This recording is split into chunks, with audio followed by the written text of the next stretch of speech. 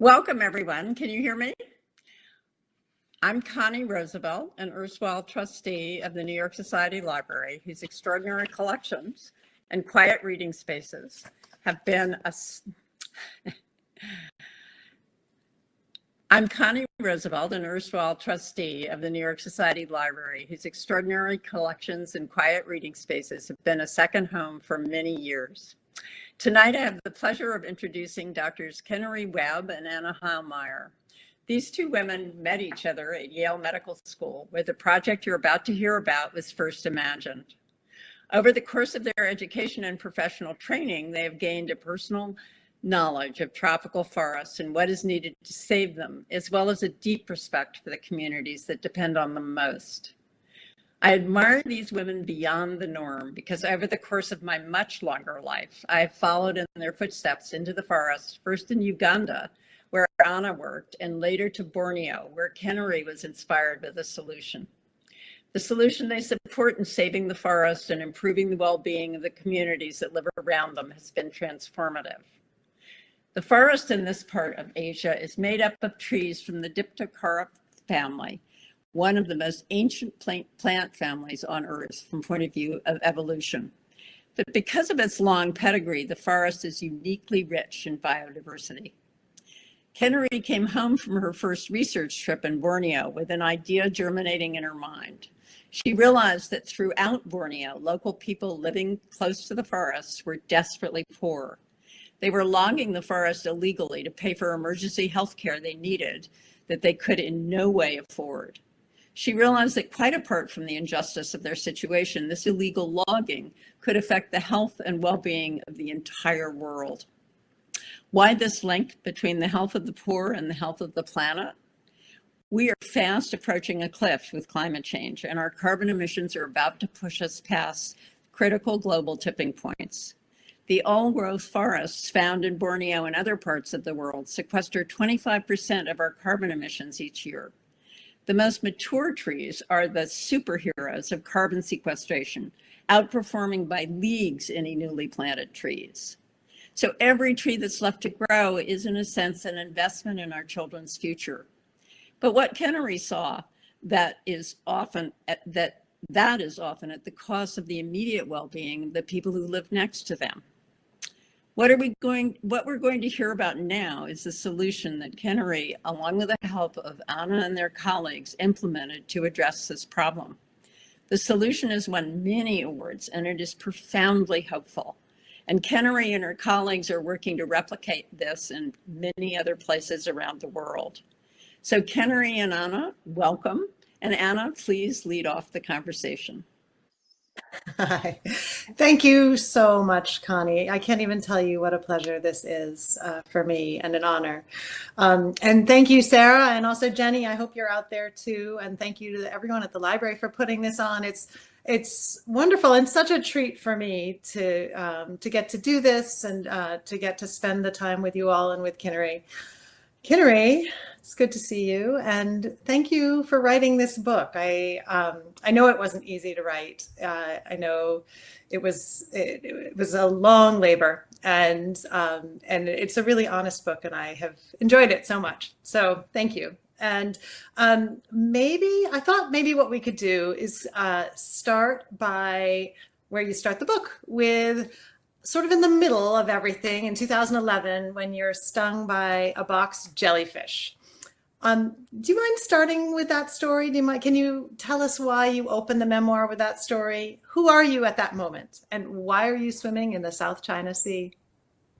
Yeah, so there I was living in the forest for a year.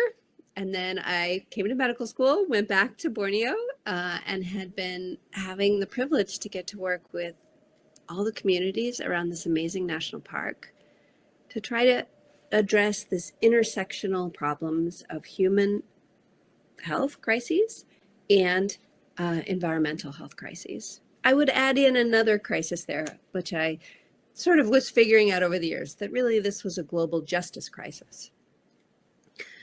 So I was loving being there. Things were finally going well. It was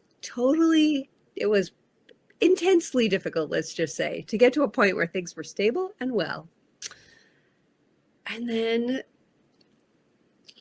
in the book, I talk about this, that there is, I began to feel this calling to work on a much greater level.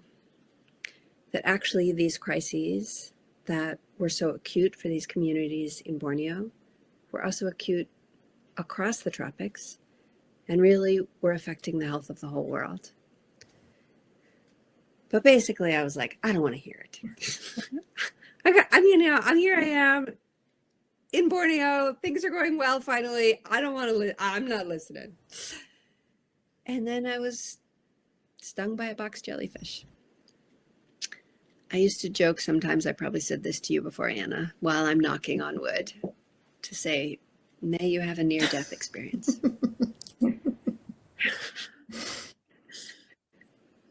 It's a strange thing to say, right? But it was so profound to come that close to death. So many of the stories I told myself about life and about myself just kind of fell away in the process. And it was beautiful and exquisite to see death this close, to see it this close in the most excruciating pain imaginable. When, in the middle of that, one of the ways I survived is we actually called poison control, and they tracked down a doctor in Thailand who had experience with lots of people who had been stung by box jellyfish, which are the most deadly creatures on the planet. Most people don't survive, but some people do.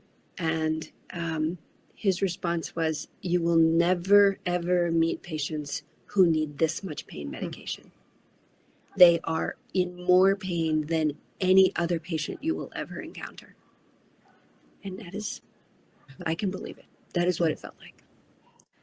You know, I'm a doctor. I worked for a long time in a place with, you know, where things were very rough and there was not always access to pain medication or good care. And I've seen a lot of pain. And the only other people I've ever seen acting the way I was acting were other people who'd been stung by box jellyfish. You know, like, or I have to say, women in the very last pushes of childbirth.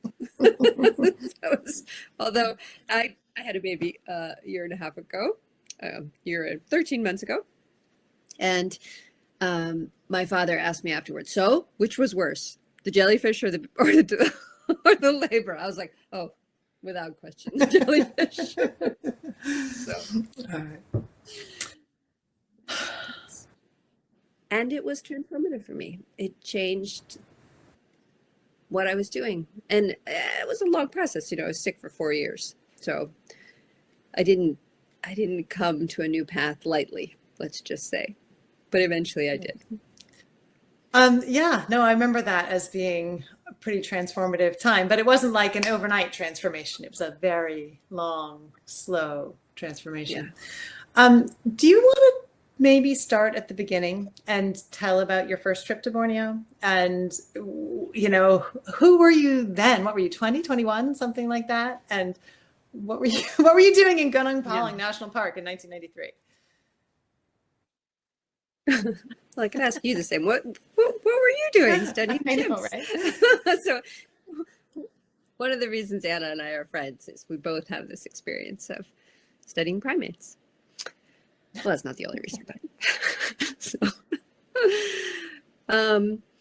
so I was an undergraduate.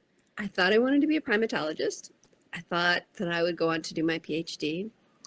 I decided I wanted to study orangutans, and I went to the library because that's the way this was done in those days. I looked up every single article that was ever written by anyone who'd ever studied orangutans, and I wrote them all.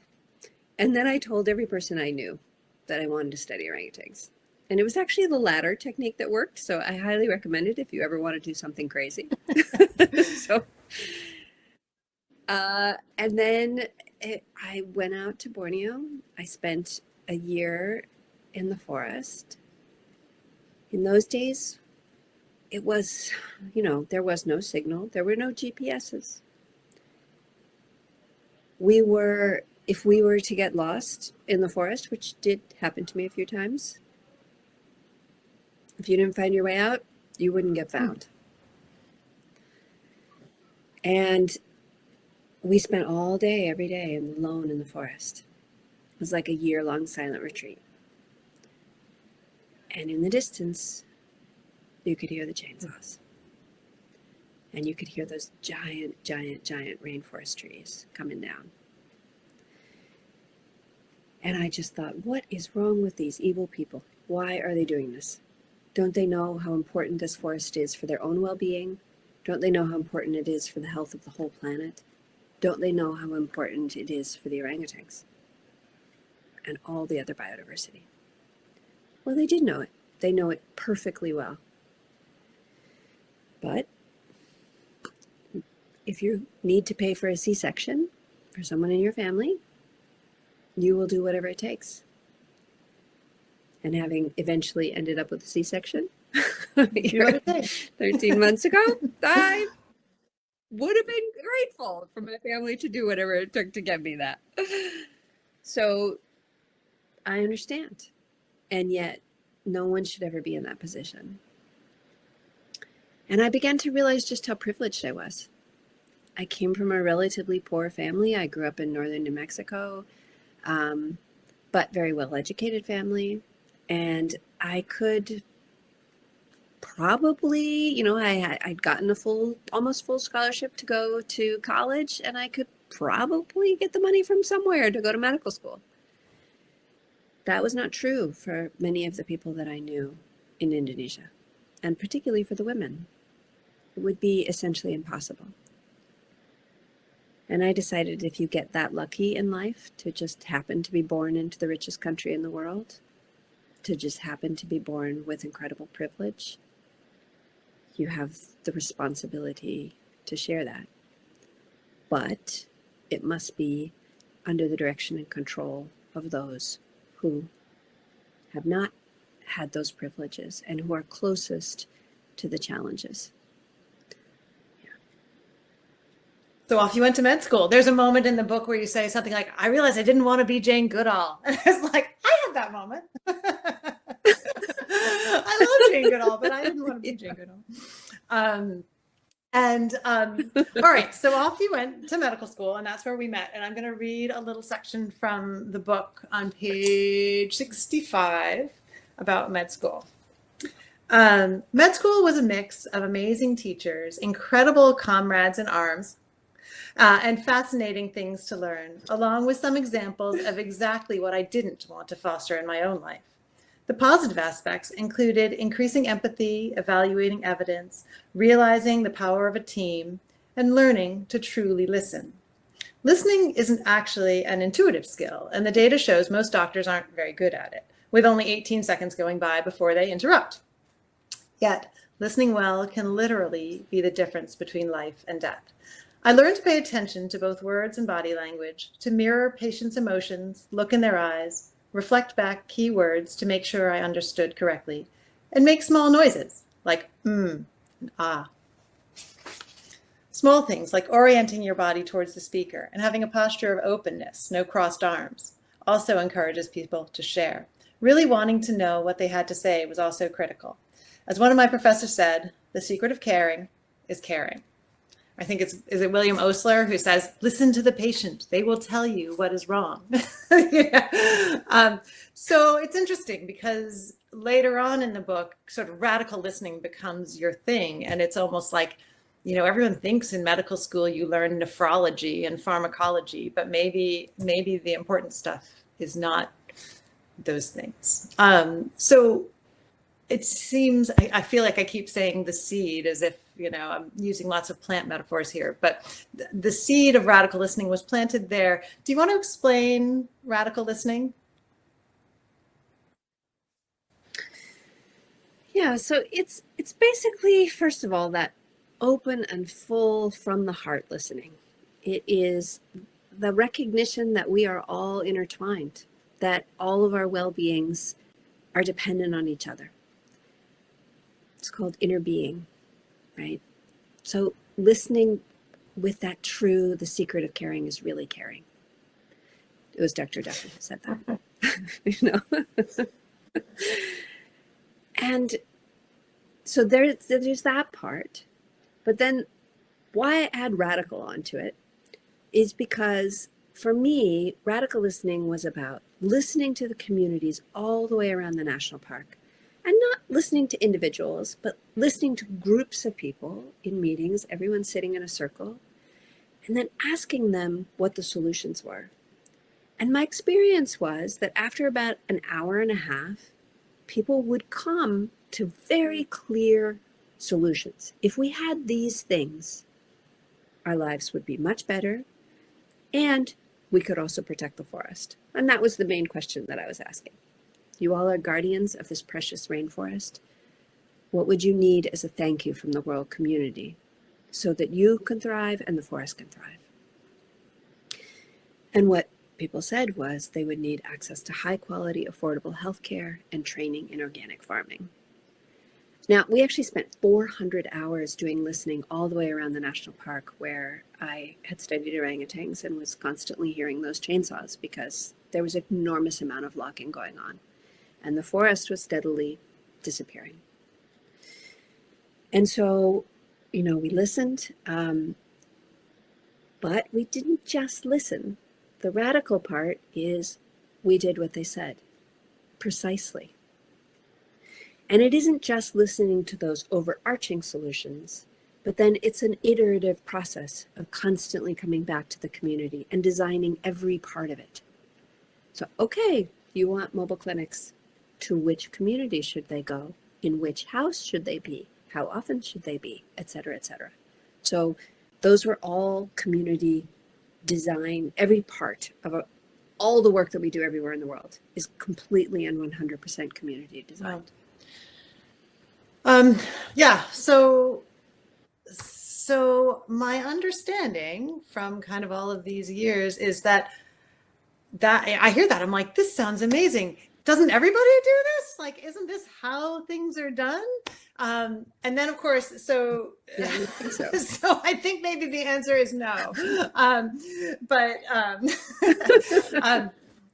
mean, so trying to think where there's one part actually where you describe the radical listening, and it's later on in the book. It's your starting out the clinic, and you sort of say, like, I'm into this new thing that I've sort of invented, this radical listening. I don't know, did you come up with a name? Is it your name?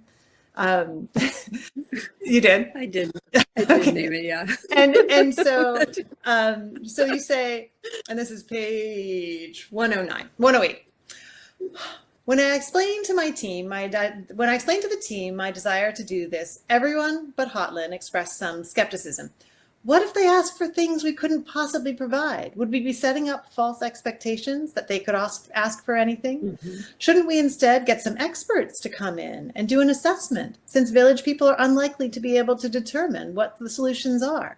Besides, it'd be embarrassing to say that we don't know what the solutions are. After all, we're more educated than most of the people around here. And I think that's, that's sort of the knee-jerk reaction, is that couldn't possibly work. Yeah. Am I frozen for you as well? I'm frozen for myself, but if I'm not frozen for you, that's great. No, good. Yeah, it's interesting because I have now been teaching radical listening and we've been doing radical listening across the world. And these are very similar complaints that we get in many different places. When we first wanted to do this in Brazil, we worked with this amazing man who had worked in the communities for 15 or 20 years and had lots and lots of experience. He was devoted to community well-being in the Amazon. But told him we wanted to do radical listening. And he was like, oh, no, that's a very bad idea. People are going to ask for $1 million in their pocket. And then what are you going to do? I was like, well, I've done this all over the world. No one's ever done that before. I don't think they will. Oh, these are Brazilians. Brazilians will definitely ask for that. But they did not. And in fact, they asked for completely reasonable things, which is the case everywhere we are. We tend to find that most communities ask for things in three big buckets: healthcare related, but very specific solutions around those in each places, economic well-being, and education. And they address things in all three of those categories. And our experience around Gunung National Park was that there might be something really magic, first of all, about asking communities what the solutions are, but second of all, about precisely implementing those solutions in an intersectional way, which is to say, all of them at the same time and recognizing the linkages between them. And I'm, for example, I'll tell a little story. So there was a man who, it's a story I tell in the book as well, that he had fallen from a coconut palm and he had broken his back. He wasn't able to walk for a very long time, but he forced himself to learn to walk. However, his foot had also really been smashed up and he had an infection that had gone into the bone. And that infection in the bone every once in a while would cause the infection to go out throughout his bloodstream and he would almost die. And this happened to him after our second organic farm training.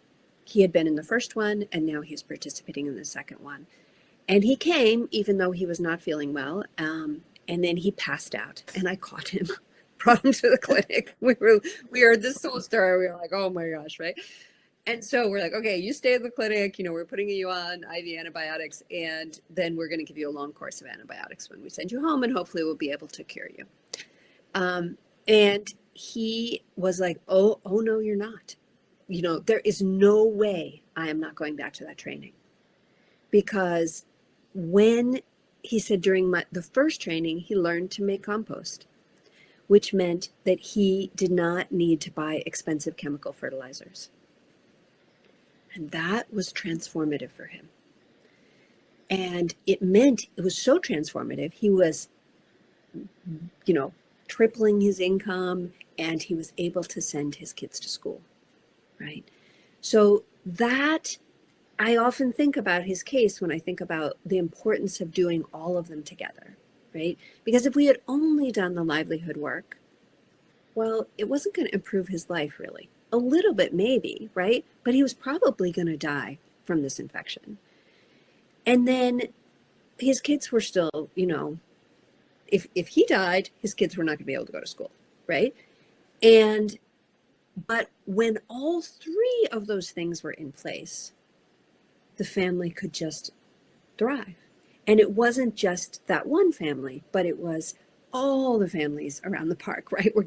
Things were getting better and better. And then when you have that extra layer of, not just one unit is doing better, but they're all doing better, then there's like yet another synergy of benefit. So I feel like we've jumped ahead of ourselves a little bit. Because you ended up not doing all the things that people in med school told you to do, stick with us and, be part of our med school or our community or our NGO, join us and you decided to form your own NGO and your own, forge your own path, so to speak. Can you tell what you did? Tell what Asri did, what you did in Gunung and what the model was, because it is pretty unique, I think. Yeah, it shouldn't be unique, right? Maybe it won't be for long. It's not that weird. Right? We hope not, right?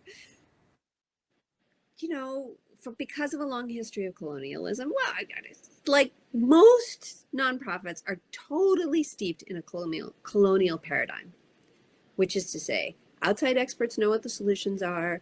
We're going to come in and we're going to with some creative idea that we think is the right solution, and it's not going to work probably, first of all, because people are almost certainly not on board with that plan. And then it could even make things a lot worse.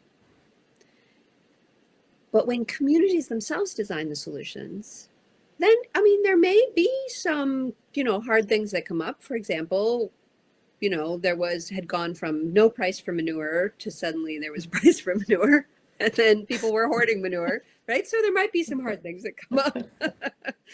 But it is something that the communities themselves have already decided that they are going to deal with any consequences of, right? And 10 years later, 15 years later now, people still come up to me all the time and say, when I designed this program, I did such a great job, right? So that sense of ownership. So I had, you said I went down this weird path. So I talk about this story in the book too, where I had gone to Aceh after the tsunami and seen how all these nonprofits were working. And they weren't listening to communities. And they didn't even care, as far as I could tell. We had an entire room full of malaria medication, enough to treat the whole population multiple times over in a region that didn't have malaria. And when the communities asked to clear their rice fields so that they could plant their rice and have food in 3 months, they all said, no, we give out rice. We don't clear rice fields. I just, I feel very lucky I had that experience because I had been trying to get jobs with most of those nonprofits, but I didn't want to work with them. So I started our own nonprofit, Health and Harmony, founded on the principle of listening to communities. And part of that came out of also my experiences around Gunung Palung when I'd been studying orangutan and discovering that people were logging to pay for healthcare, because as soon as I was told it made total sense, right? But it is not something that I would have thought of as an outsider. It never would have occurred to me, actually. And so, well, there's a word for it now. There was no word for it when we started, but the word is planetary health. It's this idea that human health, the health of ecosystems, they affect each other both ways, right? And economic well-being, that plays into all of it as well. And so it's this understanding that all of these issues are completely intertwined, but none of our systems are built to purpose for this. There's healthcare systems, everything is siloed. There's economic thinking, there's conservation. I can't tell you how many conservation organizations have said to me, well, but we're a conservation organization. We don't do healthcare. I'm like, well, then you don't do conservation, right? Because you have to think about human well-being. Or talking to people say, oh no, we try to protect forests. We're not interested in agriculture. I'm like, well, what do you mean, right? They're all, there's nowhere in the world where they don't go together. You have to think about, and of course for communities, there's no question they understand this. Everything goes together. So the trick is, and this is very hard. I mean, just a few days ago, I'm talking to Juma Shipaya. She's a female head of an indigenous community in the Amazon that we now have the privilege to work with. We did radical listening in her community. And it was a few months ago, and she's saying, okay, so where we want to now implement these solutions that we came to, right? Where's the money? And I'm like, we're working on it, right? But the problem is that the donor systems are also not built to purpose, right? We can't go to donors and say, we'd like a chunk of money for this community, and it's going to be spent on whatever the communities want. It doesn't work that way. We wish it did. That is the way it should work. But instead, we have to go find out what the communities need and then go scramble for money as fast as we can, right? And so there's a delay, and there should not be a delay. Yeah. Interesting. I'm thinking about just an experience I had in Uganda 100 years ago, or I don't know, 30 years ago, many years ago. where it wasn't clear. Where You don't look I quite know, that right? old, Anna. Uh, so I was working on the chimps, with the chimps, studying the chimps, and another group chimps had recently actually tried to kill a child in one of the local villages, and had destroyed crops in this other part of the village. And there was a lot of tension between the people who wanted to protect the chimps and protect the forest and the people who were living there, saying, like, these chimps are a menace. And I'm curious if that kind of tension has ever come up in your work, and how you've resolved that. That what I might think as a Westerner who's like, oh, rainforest and great apes and all of this is so important. But if they were attacking my children and destroying my livelihood, I might feel less warmly towards them. Yeah, no kidding. Right? No kidding. And, chances are that the chimps were leaving the forest and doing something so dangerous and problematic because the forest was under some threat. And right? And so, like, when you think about, like, zoonotic spillover as well of disease, and this is in a literal sense, zoonotic spillover. It tends to happen when the ecosystem is unstable, right? And so that, what we found is there was less conflict. There's a little bit of orangutan human conflict. It's certainly not with attacking children. It's more like eating your fabulous, delicious durians or other, great fruits from Southeast Asia. But that conflict was much less when the forest was more healthy and stable. And as we had actually 52,000 acres of rainforest grow back. And so that provided a lot more buffer and a lot more space for orangutans, and they were less likely to invade into communities. Yeah. So, yeah. But I think I've jumped ahead of myself. I have notes here, and I've jumped ahead of myself again. Can you, I'm not very good at following my notes. I take good notes, but I don't follow them. I think I'm not very good at following the path of what happened. But explain, because maybe not everyone has read the book. Explain the clinic. Explain OSRI and how you actually did it. Like, what were the nuts and bolts of how you combined the environmental health with the human health and the livelihood and the economics and the education? What did you do? Yeah, so, and I'm going to pull in a question from the chat here too. Like, who's the we? What are we talking about? So I want to be really clear too here. Like, this wasn't me, right? This was an entire team of amazing Indonesians, and particularly my co-founder and I, Hotlan Ampasungu. So we as a group, as staff, in the first year, I think we had 8 staff, but over the first 10 years, we went up to, almost 100 staff. So, and I was the only non-Indonesian, and then I actually left, and now the team is 100% Indonesian. And in Madagascar too, we now work in Madagascar and Brazil, and our teams there are 100% Malagasy and 100% Brazilian. So when I say we as an amazing group of a team would listen to the communities. We had these solutions. So they needed access to healthcare. They asked initially for a hospital, and we couldn't do that right away. We didn't have the resources, but we said, we hear you and we know that needs to come. And it did come. We managed to build it after about 8 years. But we built a clinic in the meantime. So we provided healthcare. We also did mobile clinics, and they needed ambulance service. So these are sort of the details.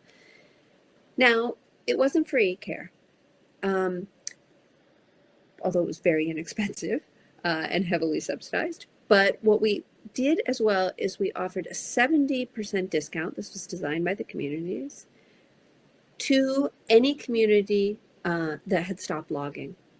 So there was a price, like about the cost of a bowl of soup for a doctor's visit. But then you would get a 70% discount if your community had stopped logging. And that was surprisingly motivating for people. So it's interesting. But we wanted to make sure that no matter how poor you were, you could always access care. And the way that was done was you could pay with all kinds of non-cash payment options. You could pay with seedlings, you could pay with beautiful handicrafts made from sustainable products from the forest. You could pay with labor in the organic farm. You could pay with vegetables, etc. So there were lots of different ways. You could even pay with manure, which was there was a lot of good laughing around that option. You can pay with poop or medicine. So, yes, you're good. Which we then used in the organic gardens. And that was initially a very popular way to pay, but then as manure began to be used so much for compost, it was actually much less common to get payment in that way. And then we did the organic farming training, and that, I like to joke that what is needed in one place in the world is often excess in another. So on the next door island of Java, there's a many thousand-year tradition of sustainable agriculture. And the reason that they had needed this organic farming training was because the traditional form of agriculture is slash and burn. And that had worked well when there was a lot of forest, but not many people. And so they basically couldn't afford the chemical fertilizers, or they were having to log to get the money for the chemical fertilizers. So they heard that there were ways to do this without that, and they didn't know what it was. So those are some of the details. Yeah. And then we buy back chainsaws, and we ended up giving out goats for widows, and there was a lot of other stuff, and a lot of reforestation. I mean, and that actually, going through the results are kind of staggering. So all this happens, and it's all, your life is going on, and all this is happening in the book. And then you do the 10-year survey, and you've dropped infant mortality 67%. The birth rate actually also declined 55%. Logging households had declined 90%, down to 150 loggers from 1,350 logging households. In comparison with other forests, I guess you had barely lost any forest. And you grew back those 52,000 acres of previously logged forest. That, I think, is kind of where the rubber hits the road on some level. Like, if you can do that, that is more than just, a clinic that's providing healthcare to a few people. That's pretty exciting stuff. Yeah, and it's no joke the amount of carbon impact that this is. So that national park has as much carbon in it as 14 years of carbon emissions from San Francisco. When you compare to other national parks, the amount of carbon that the sort of difference in the standard logging rate at other forests and what happened at Gunung Palong, that difference was worth $65 million worth of carbon. And this was during a time period when, in those I call them thank yous from the world community, we spent $5.2 million. So that's a lot of money, but most of it, over $2 million, was spent on building that hospital I talked about, right? So, it's not really quite fair to just count that money for that time period because it has huge benefits for the long run. We were providing healthcare to about 120,000 people, and doing all the sustainable livelihood work. You could say it was a big gift from the world, but the gifts that these communities gave back to the world was so much greater. And I hate to think about forests as just carbon. It's not just carbon. It's half the world's biodiversity is in the tropics. It's also all the water cycling. And it's not just water cycling locally, it's water cycling globally. The drought in California is actually dramatically affected by the loss of rainforest in the Amazon, in the Congo Basin, and even in Southeast Asia. We don't think about that, but these forests create rain halfway around the world. And then what happens when there's a major drought in California? Lots of forest burns, right? So you really have to think about the health and well-being of the planet as a single entity. And there's a reason that people call the rainforest the lungs and the heart of the planet. And Anna, as you know, we can survive if an arm is amputated, if a leg is amputated, but boy, we cannot survive if we do not have our heart and lungs. Yeah, I don't even know if I Yeah, answered your no, I question. mean, I think, the title of your book, or the subtitle of the book, is, a journey of hope. And I think it's even on the blurb on the front. It says, a few people have earned the right to ask us to hope, and Kinari Webb is the exception. How, what, when you hear some of the news about climate change, it's hard not to get a little down in the dumps. And why should we be hopeful? Yeah, I mean, I open the book with a story about when I was a child, and I was riding my horse up on the mesa in New Mexico, and it got spooked, probably by a snake, I don't know for sure. And it spun around and just did like race straight full out, absolute gallop for the edge of the mesa. If we had gone over the edge, neither one of us were going to survive. And if I jumped off, I didn't know that either one of us were going to survive either. And that's what it feels like, right? It feels like on this planet right now, we are headed straight for the edge of the cliff. Why are we doing that, right? Like people say to me, like, why would a horse do that? Why would a horse run for, I mean, I don't know, but the horses will do that, right? And apparently so will humans. We will just do something so stupid when we can see it. We know what's coming. And we can stop it. And I remembered that I had read something that a horse can't run when something's hanging from its neck. And I put both feet on one stirrup, and I grabbed the pommel, and I swung myself down underneath at full gallop and grabbed the mane on both sides. And it slid to a stop just, seconds from the edge. I sure hope we don't go that close to the edge, although basically we are that close to the edge right now. And for me, what it was such a privilege to be working alongside these communities, to be following in their path, the path that they were creating. As one man said, we're the pathfinders for where the world needs to go in how to live in balance with the earth. And, I began to have hope. I was doing this work without any hope. And in that process, it was mostly actually lying in bed after the jellyfish sting. And I began to look at history, and I began to see that actually humans do make dramatic changes on a societal, on a global level, and that those changes can happen very quickly. And so I realized that if there was some hope, then actually I did have to work on a global level. Because we don't have much time. But the solutions, that's the other thing. I think that when we think about solutions, we're all thinking about scarcity, right? And I think it's actually the belief in scarcity that's causing a lot of the problems. That we're thinking, oh, I'm going to have to suffer. I'm going to have to not do this. I'm going to have to, I don't want to, I'm going to just get whatever I can get while the getting's good, right? But what if what we were actually talking about was true thriving?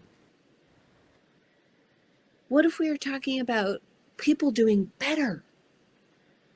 Cities having beautiful, clean air, having space to like a community, like walking neighborhoods. What if it was really about life improving, not getting worse? And if we were recognizing that we're all interconnected, that rainforest communities are guarding our hearts and lungs, and that we can send thank yous to them, and in return, we get more healing for ourselves and for the planet, and we get connection. That I do have hope, and I have hope that actually the future could be beautiful and amazing and thriving. And we could stop this downward cycle of despair and pain and destruction.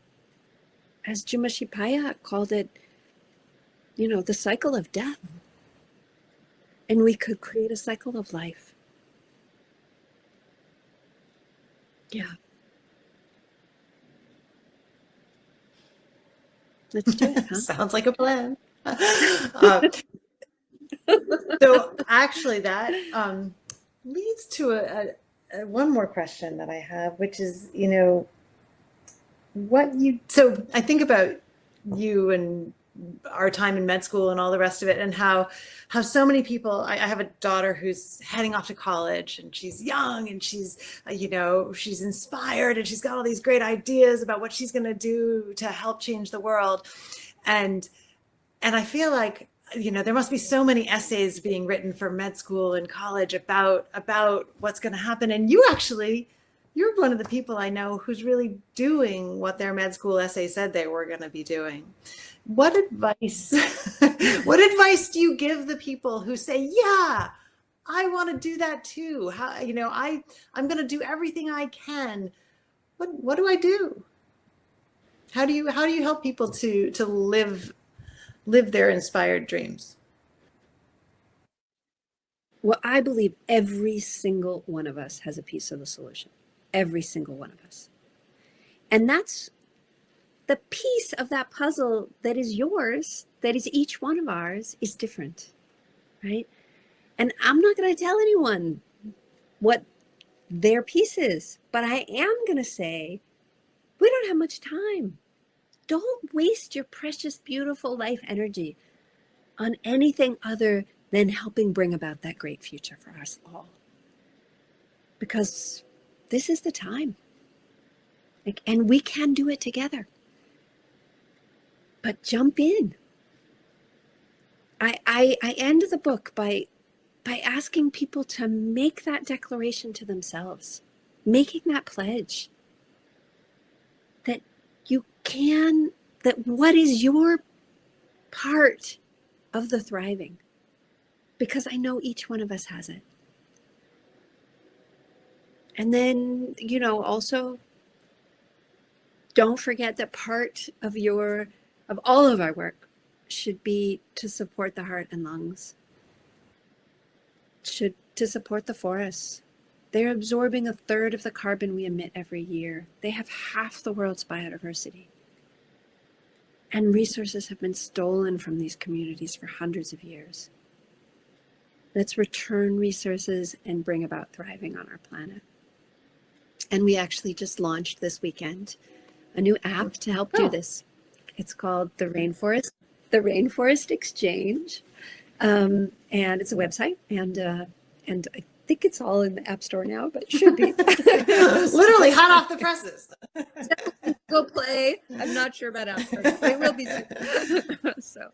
And what is the Rainforest Exchange? I have no idea. What is it?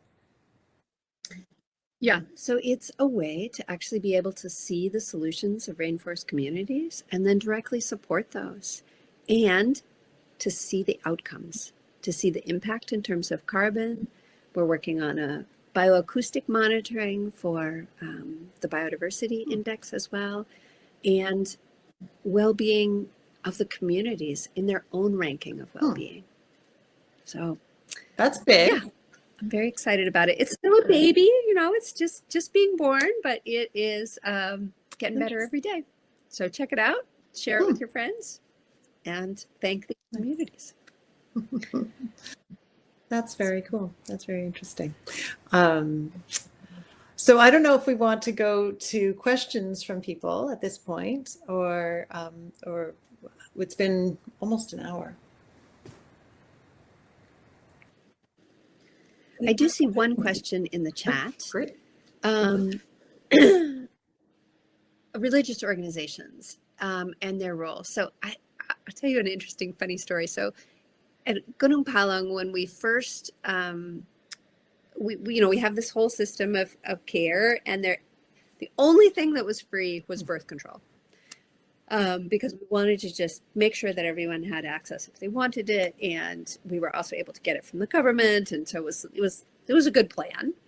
But I was extremely nervous about it, and at one meeting we announced that we were going to be providing pre-birth control, and the imam was in the meeting, and he stood up, and I was like, oh goodness, here it goes. He stood up instantaneously after I spoke, and he said, I just want to say, I think this is so wonderful. And he said, and I'm going to send my wife over right after this meeting. So, okay. Yeah, and the head of one of the largest Indonesian Muslim associations was a great supporter of ours, and he recently died, unfortunately, but he's been a dear friend for many, many years. So yeah, that was, I don't know, I hope that answered your question.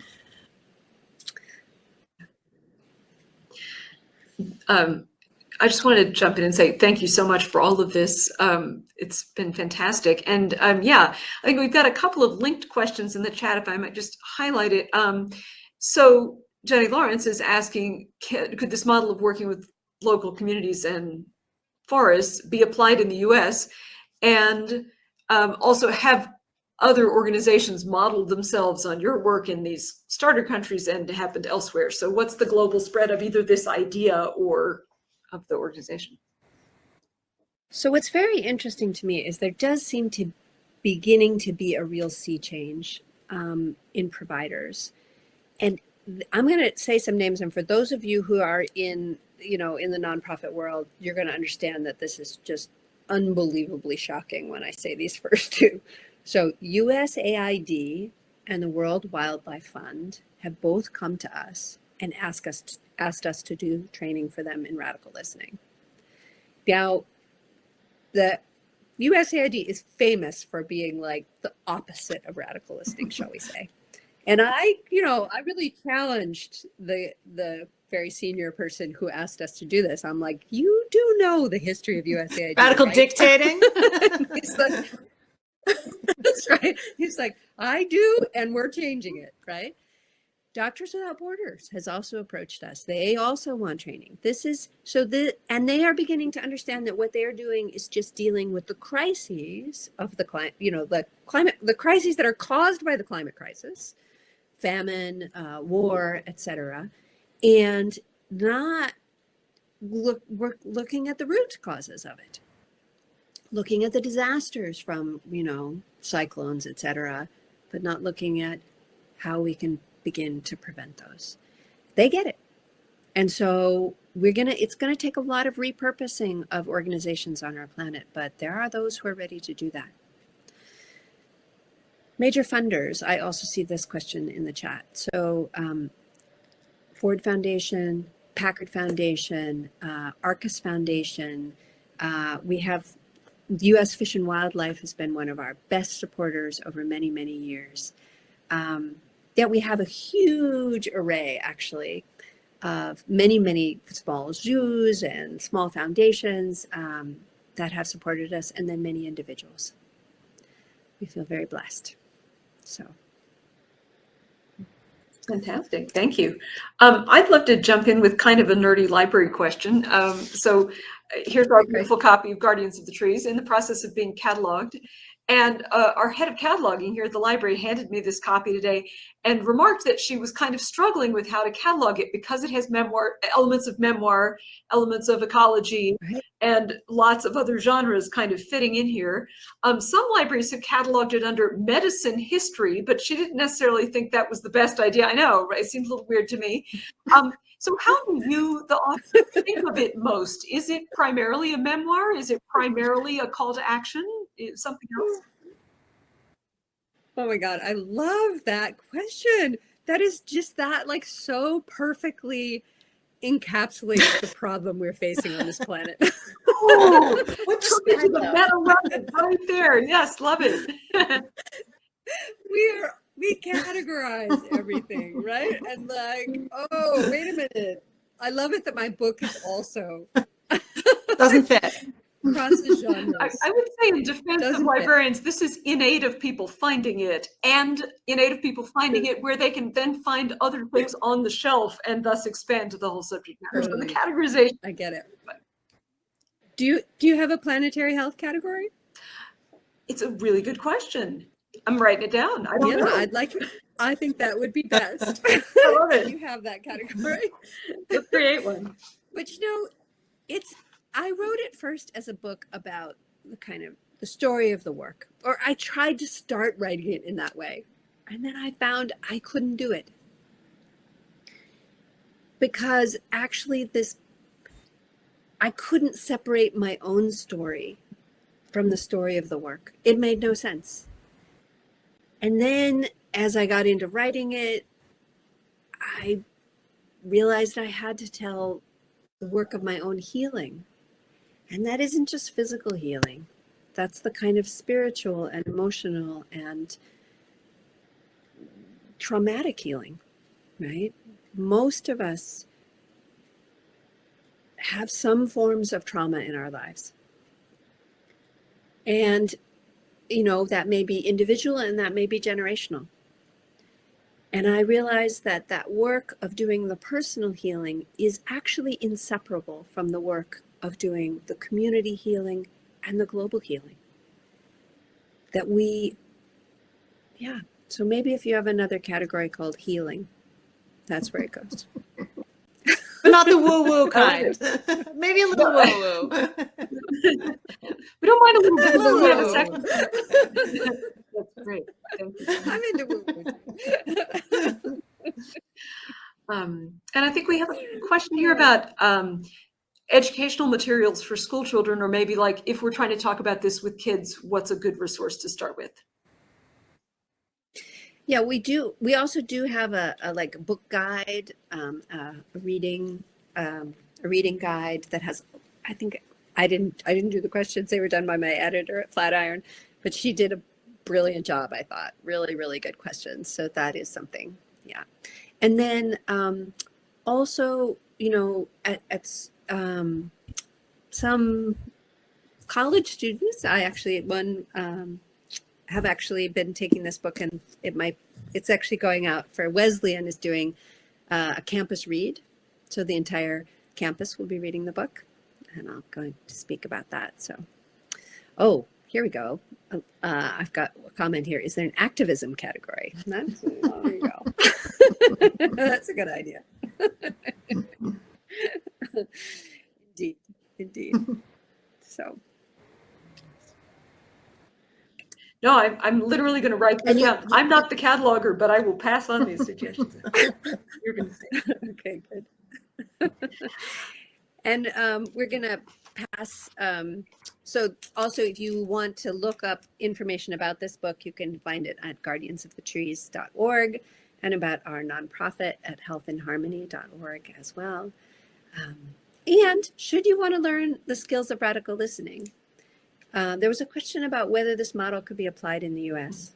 Absolutely. I cannot think of any context in which the wisdom of the group is not totally essential, right? I'm like kind of itching to go do radical listening with communities who are currently without homes, right? I am certain that the solutions are intersectional. And I'd love to hear what communities would identify as those solutions. Those who are closest to a challenge are always going to know what the right solutions are, in my opinion. Yeah.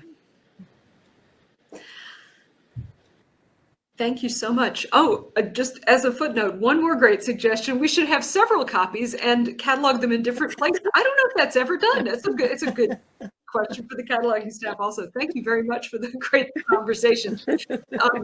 Thank you so much, Dr. Webb and Dr. Hallemeier, for your great conversation and also the conversation we've had going on in the chat.